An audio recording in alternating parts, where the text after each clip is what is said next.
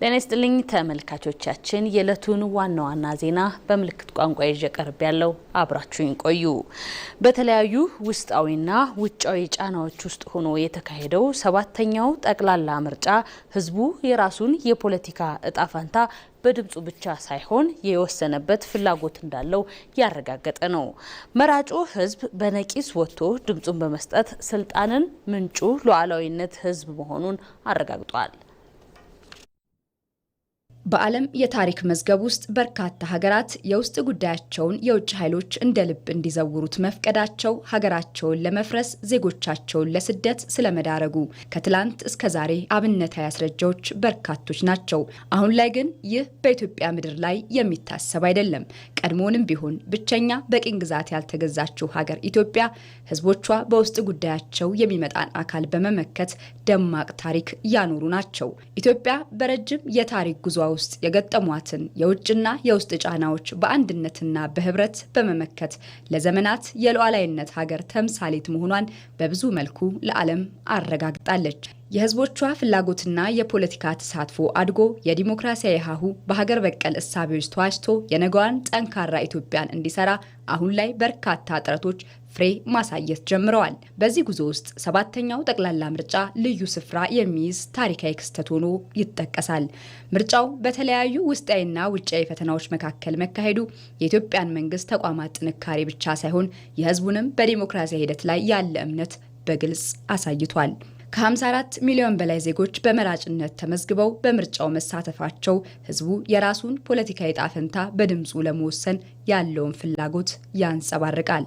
ኢትዮጵያውያን በነቂስ ወጥተው የህዝብን የስልጣኔ የበላይነት ያረጋገጡበት ሁኔታና በተግባር ያሳዩበት ሁኔታ ነው ብለን ነው የምናስበው።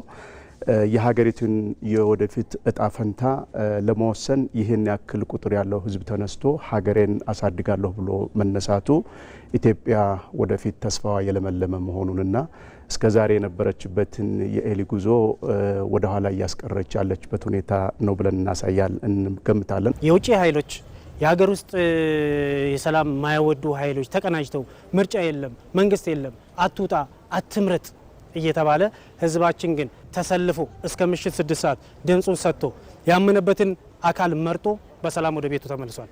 ይሄ የሚያሳየው ህዝባችን በሀገረ መንግስትና ሀገር ምስረታ ሀገር ግንባታ ላይ በካርድና በድምጽ ብቻ ነው፣ በመሳሪያ አፈሙዝ አይሆንም፣ ሞክረነው ደክሞናል የሚል ነው። ይሄ ማለት ከነዛ ኃይሎች ህዝባችን ቀድሞ ሄዷል ማለት ነው። ምርጫ በዲሞክራሲ ስርዓት የህዝብ ሉዓላዊነት የሚገለጽበት ዋነኛ መንገድ ነው። ህዝቡ የሚፈልገውን መንግስት በድምጹ ሲመርጥ ስልጣን የሚገኘው በጠመንጃ አፈሙዝ ሳይሆን ከህዝብ ፍላጎት መሆኑን ያረጋግጣል። 7ኛው ጠቅላላ ምርጫ የስልጣን ምንጭ ህዝቡ መሆኑን በተግባር ያሳየ ክስተት ነው። በተለይም ኢትዮጵያ በዚህ ወቅት ከውጭ የፖለቲካ ጫናዎች፣ ከተለያዩ የመረጃ ጦርነቶችና ከውስጣዊ የጸጥታ ችግሮች ጋር ተፋጣ ነበር። ይህ ቢሆንም የምርጫ ሂደቱን ማከናወን መቻሏ የሀገሪቱ ተቋማት መጠንከርና የህዝቡ የዲሞክራሲ ቁርጠኝነት የሚያረጋግጥ ነው። የምርጫው ዋነኛ መልእክትም የኢትዮጵያ ህዝብ የፖለቲካ ልዩነቶች ቢኖሩትም መንግስት በህጋዊና በምርጫ ሂደት እንዲመሰረት እንደሚፈልግ ማሳየቱ ነው። ይህ ደግሞ የዲሞክራሲ ባህል እያደገ መሆኑን አረጋጋጭ ነው። ህዝቡ በምርጫ ጣቢያዎች በመገኘት ድምጹን ሲሰጥ የሀገር እጣ ፈንታ በምርጫ እንጂ በኃይል አይወሰንም የሚል መልእክት ለራስም ለዓለምም አስተላልፏል። መንግስቴን የምመርጠው እኔና እኔ ብቻ ነኝ። መንግስት ሊመጣ የሚገባው ከበረሃ ሳይሆን ከጫካ ሳይሆን ከመሳሪያ አፈሙዝ ሳይሆን ከምርጫ ኮሮጆ ነው። የሀገሩ ባለቤት እኔ እንደሆንኩት ሁሉ የሀገሪቷ አልቲሜት ወይም ደግሞ ይሄ ሉዓላዊ ስልጣን በኔ እጅ ላይ ያለ ነው። ከሉዓላዊ ስልጣኔ ላይ ቀንሼ የምሰጠው ምን ነኝ የሚል የጸና አቋም በህዝብ ውስጥ ተንጸባርቋል። ኢትዮጵያ ጫና ቢኖርባትም ምንም እንኳን ትናንት ከትናንት ወደ የሚያስለቅሷት ሀገራት ዛሬም እጃቸው ባይሰበሰብም እንኳን እነዛን እጆች ለማሳጠርና ኢትዮጵያ በኢትዮጵያውያን እንድትመራ ለማድረግ ተነስተው ኢትዮጵያውያን በቁርጠኝነት ይህን ያክል ቁጥር ያለው ዜጎች ወጥተው በነቂስ ምርጫ ለመምረጥ ተሳትፈው መርጠው ገብተዋል። ስለዚህ ይሄ የሚያሳየን ምንድነው? ኢትዮጵያ የነጻነትና የሉዓላዊነት መርኋን እያጠናከረች መሆኑን እናያለን። ያ ብቻ አይደለም። በነገራችን ላይ ሰልፍ ዲተርሚኔሽን ወይም ደግሞ የራስን መብት በራስ የመወሰን እውነተኛ ሂደት የታየበት ምርጫ ነው ብዬ ነው የማስበው። በአጠቃላይ ሰባተኛው ጠቅላላ ምርጫ ከምርጫ ሂደት ባሻገር የኢትዮጵያ ሕዝቦች ሉዓላዊነታቸውን ያረጋገጡበት የፖለቲካ ስልጣን ምንጭ ሕዝብ መሆኑን ያሳዩበትና የመንግስት ምስረታ በምርጫ እንዲሆን ያላቸውን ጽኑ እምነት የገለጹበት ታሪካዊ ክስተት ነው። ሰባተኛው ጠቅላላ ምርጫ ሁሉም የፖለቲካ ኃይሎች በጋራ ያሸነፉበትና ኢትዮጵያውያን ከአመጽ ይልቅ በሰላማዊና በዲሞክራሲያዊ አካሄድ ያላቸውን ጽኑ አቋም በካርዳቸው ያረጋገጡበት ታሪካዊ መድረክ ሆኖ አልፏል። ተፎካካሪ የፖለቲካ ፓርቲዎች ከምርጫው ውጤት በኋላ ፓርቲዎች ልዩነታቸውን ወደ ጎን በመተው በሀገር ግንባታና በጋራ ጥቅሞች ላይ በትብብር መስራት እንዳለባቸው አመላካች ሆኗል። ግንቦት 24 የተካሄደው ጠቅላላ ምርጫ በአፈጻጸም ስኬታማና ሰላማዊ ሆኖ መጠናቀቁ መላው የኢትዮጵያ ሕዝብ ለዲሞክራሲያዊ ስርዓት ግንባታ ያለውን ብስለት በተግባር ያሳየበት ነው።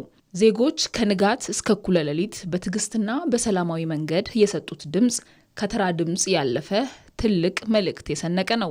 የህዝብ ድምጽ የበላይና ብቸኛው የስልጣን መፍቻ ቁልፍ ነው የሚባለውም ለዚህ ነው። ይህ የህዝብ ውሳኔ የፖለቲካ ፓርቲዎች ከኃይልና ከአመጽ አማራጮች ወጥተው ብቸኛው የስልጣን መንገድ ህዝባዊ ምርጫ ብቻ መሆኑን እንዲገነዘቡ ግልጽ መስመር አስምሯል። ምርጫው በሁሉም አቅጣጫ የህዝብ አሸናፊነት የታየበት ስኬታማ ክስተት በመሆኑ የዜጎችን ውሳኔ በጸጋ መቀበልና ማክበር ደግሞ የዲሞክራሲ ጉዞ ዋነኛ መለኪያ በመሆኑ ለዚህ የተዘጋጀ የተፎካካሪ ፓርቲዎች ስነ ልቦና ይፈልጋል። የአሸናፊውም ተሸናፊው በአጠቃላይ የፖለቲካ ፓርቲዎች አሸናፊ የሆኑበት ነው። ይህንን መቀበል አለብን። ነገር ግን የተሸነፉት ፓርቲዎች በአሁኑ ሰዓት ስርዓቱና ሂደቱ ትክክል አይደለም የሚል ተቀባይነት የለም። አምነን ተቀብለን ገብተናል። ስለገባን መሸነፍንም ማሸነፍንም መቀበል አለብን። እንደ ሀገር አሸንፈናል። የፖለቲካ ፓርቲዎች ኢች ኤንድ ኤቭሪ ስቴፕ እያንዳንዱ ከአሁን በኋላ የሚያደርጉት ስቴፕ ሀገርን በመገንባት ሀገርን ከመጠበቅ አንጻር መሆን አለበት።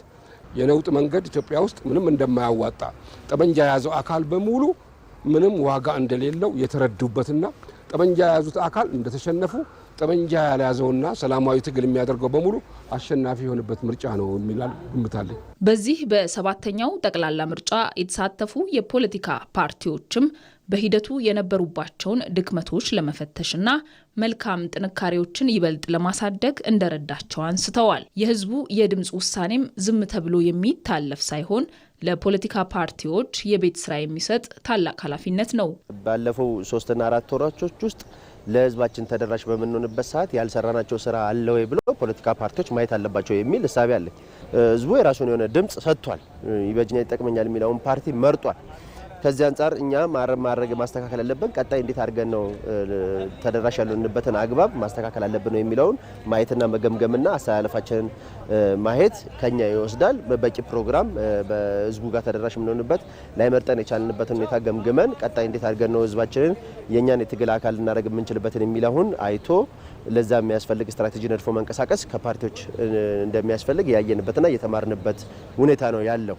እንግዲህ ያው ፖለቲካ ፓርቲዎች በዚህ ሀገር ላይ በርካታ አዳዲስ ነገሮች ይዞ መምጣት፣ ሁለተኛ ደግሞ ከተቃውሞ ወደ ፉክክር መሻገር፣ ከፉክክር መሻገር ደግሞ የተሰሩ ስራዎችን አድንቀው ያልተሰሩ ስራዎች ላይ ደግሞ ትኩረት አድርገው ህዝቡ የሚፈልገው ያልተሰሩ ስራዎች እንዲሰሩለት የሚፈልገው አዲስ ነገር ስለሆነ ተሻጋሪ ማህበረሰብም ስለሆነ ለዛ የሚሆኑ አዳዲስ ነገሮችን ይዞ ይመጣ የበለጠ ደግሞ ትኩረት መሳብ የሚችል በህዝቡ ዘንድ ቀልብ መውሰድ የሚችልበት ተመራጭ የሚሆንበትን ሁኔታዎች እንደሚኖሩ ያየውባቸው ነገሮች አሉ።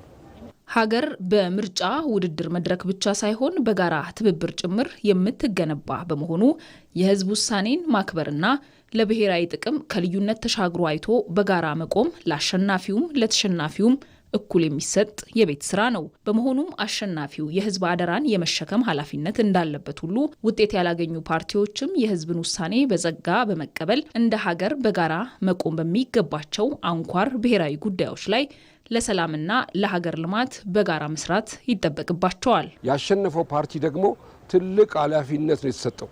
አሁን ስልጣን መንደላቀቂያ እንደፈለጉ መሆን ሳይሆን የኢትዮጵያን ህዝብ ወደ ሰላም የሚያመጣበት፣ የኢትዮጵያ ህዝብ ከረሃብ ከኑሮ ውድነት የሚያወጣበት፣ መልካም አስተዳደር እስከታች የሚገነባበትና የሚዘረጋበት መሆን እንዳለበት ትልቅ ኃላፊነት ከትልቅ ተጠያቂነት ነው የተሰጠው። ከዛ ባለፈ ግን ህዝባችንም ሆነ ሁሉም አካል በመጣው ውጤት ልክ ደግሞ ተቀበለን አብረን አገረ መንግስት ግንባታ ላይ የበኩላችንን አስተዋጽኦ የምናበረከትበት ለሀገር ግንባታ ሂደቱ ላይ ደግሞ የተሻለ ሀሳብ አለን ብለን የምናምን ከሆነ ደግሞ ላሸነፈው ፓርቲ ሀሳባችንን የምንሰጥበትና የሚያዋጣው ከሆነ አብሮ ተግብሮ አገርን የምንገነባበት መንገድ ለመፍጠር ላይ እርሾ እንድንሆንና ለሚቀጥለው የምርጫ ሂደትና ለሚቀጥለው አዲስ ትውልድ ደግሞ የበኩላችንን አስተዋጽኦ ማበርከት የሚጠበቅብን እንደሆነ የተማርንበትም ምርጫ ነበረ። ህዝብ ተገልጋይ ነው። ከመንግስት አገልግሎት ይፈልጋል፣ ልማት ይፈልጋል። ከህዝብ የምትሰበስበውን ገቢ መልሰ ልማት ላይ ማዋል ይጠይቃል። ምርጫ መንግስት ለመሆን ነው እንጂ ስራ ለመስራት ሁሉም ፓርቲዎችም ሆኑ ሌላ አካል አብረን ተሳትፈን አስተባብረን ለመስራት ዝግጁ ስለሆን ኃይል ከመበተን ኃይል አሰባስበን ያሉን ችግሮቻችን ለመፍታት ዝግጁ መሆናችን ለመግለጽ ነው። የህዝብን የሉዓላዊነት ስልጣን በካርድ ለማረጋገጥ የተደረገው ጉዞ ወደ ትልቅ ምዕራፍ የተሻገረበት ይህ 7ኛው ጠቅላላ ምርጫ ፓርቲዎች ይበልጥ በበሰለና በተቋቋመ የፖለቲካ አካሄድ ወደፊት እንዲጓዙ ምቹ አጋጣሚን የፈጠረ ሆኗል። የህዝብን ውሳኔ ማክበርና ለሀገር ሰላም መገዛት የነገዋ ኢትዮጵያ ዋስትና በመሆኑ ሁሉም የፖለቲካ ኃይሎች የህዝብና የሀገርን የጋራ ደህንነት ለማረጋገጥ ከምርጫ ማግስት በሚኖሩ ሀገራዊ አጀንዳዎች ላይ በትብብርና በቁርጠኝነት መስራት የግድ ይላቸዋል። ከጦርነትና ከአፈሙዝ ይልቅ ንግግርንና ምክክርን ተቀዳሚ ምርጫቸው የሚያደርጉ ሀገራት በአጭር ጊዜ ሰላማቸውን አረጋግጠው በዓለም ላይ ግዙፍ የምጣኔ ሀብትን መገንባት ችለዋል። ኢትዮጵያ እያከናወነች ያለችው ሀገራዊ ምክክርም ሂደቱ ስኬታማ ሆኖ በርካታ ምዕራፎችን እያለፈ ይገኛል። ኢትዮጵያ ዛሬ ላይ በተለያዩ የታሪክ ሂደቶችና ክስተቶች እያለፈች ትገኛለች። እነዚህ አበይት ሀገራዊ ክንውኖች ደግሞ የሀገርን ብሔራዊ ጥቅምና የነገን መሰረቷን በጠንካራ ዓለት ላይ የሚገነቡ ስራዎች ናቸው። ከነዚህ ሀገራዊ አበይት ክስተቶች መካከል ደግሞ የዴሞክራሲ ስርዓት እድገት ማሳያ የሆነውን 7ኛውን ጠቅላላ ምርጫ አከናውና ከጠላቶቿ ምኞትና እቅድ በተቃራኒው ምርጫውን በስኬት አጠናቃለች። ሀገር በዚህ ዓመት ለማከናወን ከያዘቻቸው እቅዶች መካከል ሀገራዊ ምክክር አንዱ ሲሆን እስካሁን የተሰሩ ስራዎችም ስኬታማ እንደነበሩ ከኢቲቪ ዳጉ የውይይት መድረክ ጋር ቆይታ የነበራቸው የኢትዮጵያ ሀገራዊ ምክክር ኮሚሽን ኮሚሽነር ዶክተር ዮናስ አዳዬ ይናገራሉ። እጅግ በጣም ገንቢ ነበረ፣ በጣም የሚያበረታታ ነበረ። በተለይ ሂደቱ ማስቀደም ያለብን የትኛው እንደሆነም ጭምር ያረመንም ነበረ። በተለይ በሂደቱ ውስጥ ህዝባችን ደግሞ በስፋትና እንደዚሁም በግልጽ መተባበር ሳይኖር በዲፕሎማሲያዊ የሆነ ለምሳሌ አንዳንድ ጊዜ እንደው ሌላውን ላለማሳዘን የሚደረግ ሳይሆን ይሄ ለሀገራችን በብዙ ዓመታት ውስጥ አንድ ጊዜ ብቻ የሚገኝ እድል ነውና አጀንዳዎቹ ራሳቸው በትክክል ያንን ችግር አድሬስ የሚያደርጉ መሆን አለባቸው ብለው በግልጽ ሲናገሩ ነበረ። በጣም ግልጽነት የተሞላበት በጣም ገንቢ የሆነ ከሁሉም በላይ ደግሞ እውቀት መር የሆነ በእውቀት ላይ የተመሰረተ እና እሱን ግብዓት ስናገኝ ነበር እስካሁን ድረስ። ቀደም ሲል የነበሩ ኢትዮጵያውያን በደምና አጥንታቸው በከፈሉት መስዋዕትነት ሀገርን ለዚህኛው ትውልድ አስረክበዋል። ዛሬ ላይ ደግሞ ሀገርን ካፈሙዝና ጦርነት ባለፈ በንግግርና በውይይት ለማስቀጠል እንደሚቻል በተግባር ለማሳየት ኢትዮጵያ ጉዞዋን ቀጥላለች። እነሱ በጦርነት እነሱ በደማቸው ያጸኗትን ሀገር ሁልጊዜ ወደ ጦርነት ሁልጊዜ እንደገና ወደ ግጭት መግባት ሳይሆን በምክክር ሀገርን እናጽና ብለን ስንል ሰላምን በሰላማዊ መንገድ በማምጣት ሀገራችንን እንደገና እናጽናት በመመካከር በመነጋገር ውስጣችን ጠንከር ካደረግን ከዛ የተሻለች ያኔ በአድዋ የተመሰረተች ኢትዮጵያ ከዛ በኋላም ደግሞ አሁን እየተገነባች ያለችው ኢትዮጵያ ወደፊት ደግሞ የበለጠ ሰላምን በሰላማዊ መንገድ በማምጣት በመነጋገር ችግሮችን አንደኛ ባናችሁም ችግር ሲፈጠር በመነጋገር እንጂ በዱላ በጥይት በተለያዩ በድንጋይ በመወራወር አለመሆኑ ማሳየት ሀገርን ማጽናት ብለን ስንል ሀገርን በምክክር ማጽናት ብለን ስንል ኖን ቫዮለንት ወይም ነውጠኛ ባልሆነ መንገድ ሀገርን ማጽናት ማለታችን ነው። ከሁሉም በላይ ምክክርን ባህል ማድረግ ማለታችን ነው። እንደ ሀገር የሚደረግ መመካከርና መወያየት የስልጣኔ መገለጫ ሲሆን በዚህ መንገድ ሁሉም ኢትዮጵያውያን አሸናፊ ሆነው የጋራ ጥላ የሆነችን ሀገርም ሉዓላዊነቷ ተጠብቆ ወደ ነገ መሻገርን ትጎናጸፋለች። የፖለቲካ ሂደትም የአስተዳደር ሂደትም የትምህርት ሂደትም የትኛውም አካባቢ መጠየቅን ባህል ማድረግ ዳያሎጂክ የሆነ አፕሮች ነው የምንለው። ዳያሎጂክ እንዲሁ እንደተቀበለ ልክ ተሰብኮ የተሰጠ ነገር እንዳለ መቀበል ሳይሆን መጠየቅ፣ ማወቅ። ከዛ ይህ ከጥያቄዎቹ የተነሳ ሁሉም ጥያቄዎችና ተጠያቂዎች አሸናፊዎች ሆነው የሚወጡበትን መድረክ ወይም አውድ መፍጠር። በዚሁ አይነት ነው ሀገር እየጸናች የምትሄደው። ከጦርነትና ከአፈሙዝ ይልቅ ንግግርና ምክክርን ቀዳሚ ምርጫቸው ያደረጉ ሀገራት በአጭር ጊዜ ሰላማቸውን አረጋግጠው በዓለም ላይ ግዙፍ ምጣኔ ሀብትን መገንባት ችለዋል። ይሄ ደግሞ ዝም ብሎ የሚነገረው ነገር ሳይሆን ከሲንጋፖር የምንማረው ነው። በጣም በቅርብ ጊዜ ያየናቸው አንዳንድ ነገሮች አሉ በፊልድ ላይ ከቻይና የምንማራቸው ናቸው። የነ ኮሎምቢያን እነ ቱኒዚያ ሁሌ ስለምናነሳ ነው በቅርቡ ያየናቸውን የማነሳው እና በማመካከር አገሮች ጸንተዋል፣ ከብረዋል፣ በልጽገዋል። ስለዚህ እኛም የማናደርግበት ምንም ምክንያት የለም ለማለት ነው። አእምሮን የሚቆጣጠር አካሉን መቆጣጠር ይችላልና ከጉልበት ይልቅ ውይይትን ማስቀደም ያስፈልጋል። ለዚህ ደግሞ መገናኛ ብዙኃንና ሌሎችም ለሂደቱ ስኬት መስራት ይጠበቅባቸዋል። አዲስ መሰብ የአንድ ማዕከል ዲጂታል የመንግስት አገልግሎት የካ ማዕከልን መርቆ ስራ አስጀመረ። ይህ ማዕከልም በመዲናዋ አዲስ አበባ 9ኛ የመሰብ ዲጂታል የመንግስት አገልግሎት የሚሰጥበት ማዕከል ነው። ማዕከሉንም የአዲስ አበባ ከተማ አስተዳደር ምክትል ከንቲባና የኢንዱስትሪ ልማት ቢሮ ኃላፊ ጃንጥራር አባይ መርቀው ስራ አስጀምረዋል። መሰብ የአንድ ማዕከል አገልግሎት በከተማ አስተዳደሩ የአገልግሎት አሰጣጥ ላይ ያሉ ቅሬታዎችን በዲጂታል ቴክኖሎጂ ታግዞ እየፈታም ይገኛል። በዚህ ዓመት ቀደም ሲልና አሁን ላይ ወደ ስራ በገቡ የመሰብ አገልግሎት በርካታ 99 በመቶን ማድረስ ችሏል። ይህንን የነዋሪዎችን አገልግሎት እንግልት ለማስቀረት ከምርጫ ማግስት አዳዲስ የመሰብ ዲጂታል ማዕከላትን ወደ ስራ የማስገባት ጥረት 9ኛ ወደ ሆነው የየካ ማዕከል መድረስ ችሏል።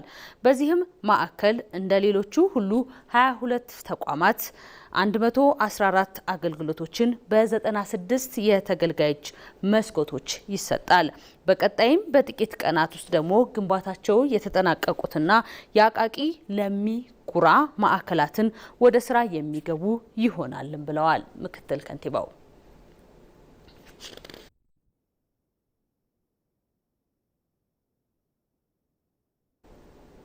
በመጨረሻም ኢትዮጵያ ባለፉት ዓመታት የተገበረችው የሌማት ትሩፋት መርሃ ግብር የሀገራዊ የወተት ምርትን አሳድጓል። የኢትዮጵያ የወተት ምርት ከ4 ዓመታት በፊት በነበረው በእጥፍ አድጎ አሁን ላይ 16 ቢሊዮን ሊትር መድረስ ችሏል። ለወተት ምርት መጨመር በሌማት ትሩፋት መርሃ ግብር ለወተት ላሞች ዝርያ ማሻሻል፣ ለመኖ አቅርቦትና ለወተት ምርታማነት ቴክኖሎጂን በትኩረት መሰራቱን አስተዋጽኦ ማድረጉንም ተነግሯል።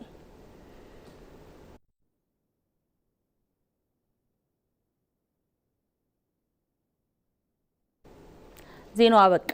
ከቀሪ ፕሮግራማችን ጋር መልካም ቆይታ።